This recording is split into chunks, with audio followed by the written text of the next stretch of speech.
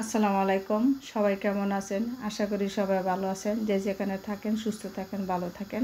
সবসময় সবার জন্য দোয়া করি আল্লাহ পাকের কাছে সবাই হেফাজতে থাকেন।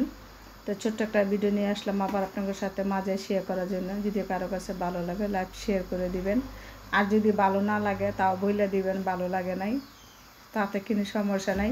সত্যি কথাটা বলা আমার সবচেয়ে বেশি ফেভারিট, আমি সবচেয়ে বেশি পছন্দ করি। আমার কাছে মানে যেটা সত্যি সেটা সত্যিই, আমি মিথ্যাটা সত্যি বলি না, সত্যিটারে মিথ্যা বলি না, ওইটা আমার না পছন্দ।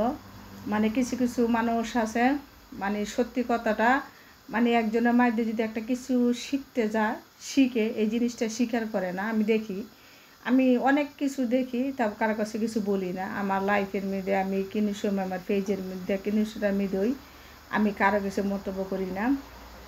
তবে একজন আমার বলছে যে আপু রান্নাটার মধ্যে বেশিরভাগে তোমার মাংস থাকে, মানে সবজি কম, অথবা আমার মাছ ভাজি না কেন, এরকম অভিযোগ কম বেশি আসে। তো আমি বেশিরভাগ মাছ, ভাজা মাছ, আমি ছোট থেকে ভাজা মাছ খাই না, আমার ভাজা মাছ পছন্দ না।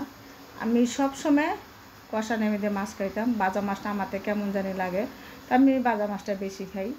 মানে আমার হাজব্যান্ডে ভাজা মাছটা খায়, তো আমি বেশিরভাগ কষানো মাছটা খাই। আর আমার ছেলে মেয়ে মাছ কম খায়। ওরা এই দেশে যারা ছোটো থেকে বড় হইলে এই দেশের খাবারটা এরা অনেক সিম্পল খাওয়া পছন্দ, অগর সিম্পল খাওয়ায়, আমাদের দেশের মতন না। আমাদের দেশে যেন ঘুম থেকে উঠটা লুটি খায়, তারপরে দুপুরে ভাত খায়, আবার বিকালে ভাত খায়। এই দেশে তা না। আমার ছেলে মেয়েরা সকালে খেয়ে নাস্তা খাইব না, শুধু আমি এক কাপ রং চা খাই, আর ওরা কেউ কিছু খায় না। আর ওরা দুপুরে খাইব, আর বিকালে খাবারটা গ্যারান্টি নেই, বিকালে অনেক সময় খায় অনেক সময় খায় না। এটা বাচ্চাকে মানে দুপুরে খাবারটা আমার বাসায় ইম্পর্টেন্ট, তো আমি দুপুরে সব কিছু করি। আমিও দুপুরে খাবারটা আমার ইম্পর্টেন্ট। আমি সবসময় দুপুরের যে কোনো আইটেম করি দুপুরে করি, বিকালে কোনো আইটেম আমার বাসা থাকে না, যেটি থাকে এটি গরম করি, অথবা আমার হাজব্যান্ডে খায়, আমার ছেলে মেয়ে অনেক সময় খায় না।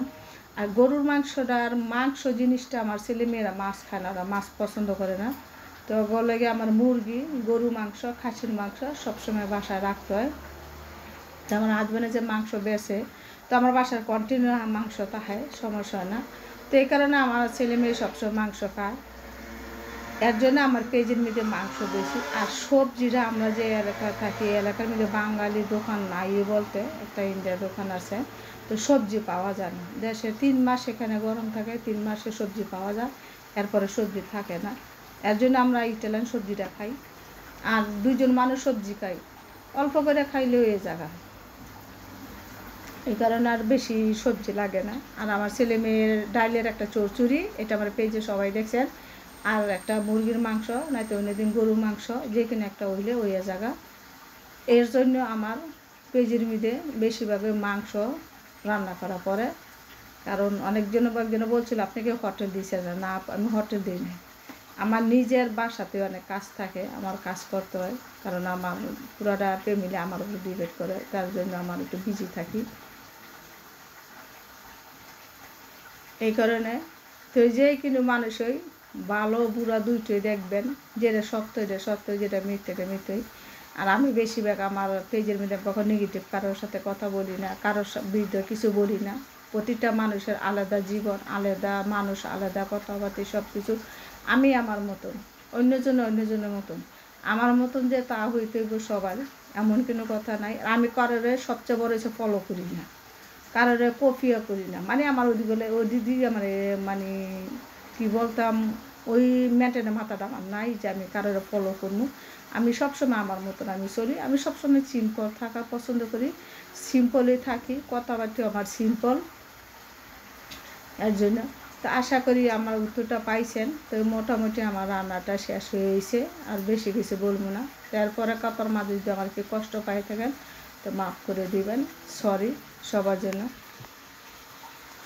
কারণ মানুষ ক্ষমার উঠে কিছু না, ক্ষমা করে দিবেন। তো সবাই ভালো থাকবেন, আল্লাহ হাফেজ।